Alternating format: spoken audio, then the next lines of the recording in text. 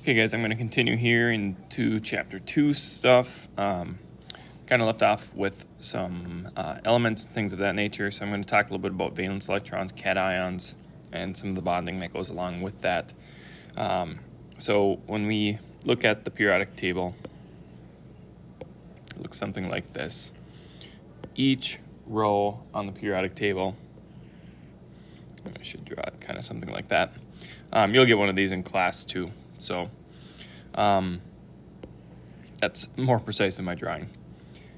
Each row or each column of the periodic table, like this column, column 1 and column 2.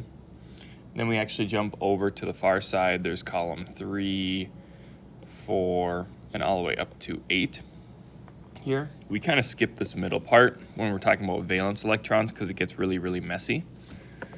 But valence electrons tells you how many are in the outermost ring of the atom. So I'm going to take carbon, for example. Carbon is row 4 over here. So carbon we would draw like so. And carbon has an inner ring with 2 electrons. And then it has an outer ring. And since it's in column 4, it has 4 electrons on the outside. And so the electrons are the important part because they're the ones that bond. The only ones that bond are the ones in the outermost ring. The ones on this inner ring here do not bond. So how many bonds can carbon have? Well, if we remember back to our Honk rule, hydrogen has 1, oxygen 2, nitrogen 3, carbon 4. If you recall from last year, hopefully this is something you discussed and learned about, is that in this outermost ring that's in blue, they like to have 8 electrons. So right now we have 4. So there's room for 4 blue electrons to join. And so that's where the 4 bonds come from. This electron, this electron, this electron, and this electron can form bonds, and then it fills the valence for carbon. So valence electrons are important in terms of like understanding like the bonding. So for example, nitrogen can form 3 bonds. Its outermost ring, I'm not going to draw the inner ring, it already has 1, 2, 3, 4, 5. It has 5 electrons because it's in group 5 or column 5 of the periodic table. That means that it can have 1, 2, 3 bonds come into it. Oxygen we could draw similarly, and hydrogen we could draw similarly too, but that's where this Honk rule comes from.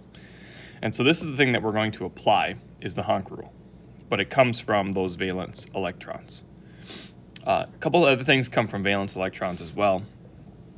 I'm going to draw lithium here because that's a really simple one. Lithium is right here. So it's in row 2.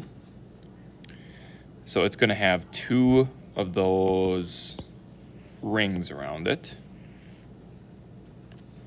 And so lithium is going to have electrons 2 on the innermost ring. And then since it's in column 1 here, it's going to have 1 electron in that outermost ring. Now lithium likes to form a cation, which means it's a positive ion. It's a positive 1. So how does it become a positive 1? When it's in this state, it is neutral. That means its charge is 0. So we would write that just as like this. But lithium actually doesn't ever really form that way. It always forms in this +1 ion form. So this forms a cation. And so it does so by allowing this electron to leave. So that's an arrow going away. And so then that's no longer there. And the reason why it does that, because then its outermost ring, which is now this one here, is full. So you notice like the carbon diagram to the right, it likes to fill all of these electrons here. Lithium, naturally, just gets rid of one because that's easier than adding 7 new ones. So it would have to add 7 new ones in order to fill that otherwise.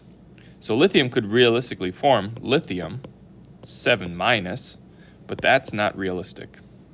It's much more realistic to just get rid of one and become a positive. So why is it positive? Just briefly there. Electrons are negative. So if you subtract a negative, then those cancel out once it leaves. So if you are subtracting a negative, you're losing a negative charge. That's where the subtraction comes from. It becomes a positive ion. Anions opposite. Anions like oxygen. So oxygen is in the 6th row. So it has 6 electrons in its outermost ring. So I'm going to draw oxygen here. It has electron, that's the inner ring. There's always 2 on that first ring. And then 6 of them, 2, 3, 4, 5, 6. So electron, electron, electron, electron. And so again, they like to have 8. It's another word for that is the octet rule. That might be something that you've heard before. So it's going to gain electrons in 2 spots. So here and here. So now oxygen becomes 2 minus because it's gaining this electron and this electron. So it's adding 2 negatives. So it naturally forms a 2 negative. We never see oxygen that's just neutral by itself anyway. So it always likes to form that anion form of 2 minus. So putting these together, lithium often forms lithium dioxide. So 2 lithiums with 1 oxygen. So how that looks, oxygen is going to form a bond here and here with lithium. What actually ends up happening is the electron from each lithium gets transferred to the oxygen. So then this one has 8 electrons in the ring, just like we see up here. And like I did on the previous example, this and this electron are both leaving the lithium, and so they become sort of happy. So how we might draw this in a better representation is lithium plus, and then sandwiched in there is an oxygen 2 minus.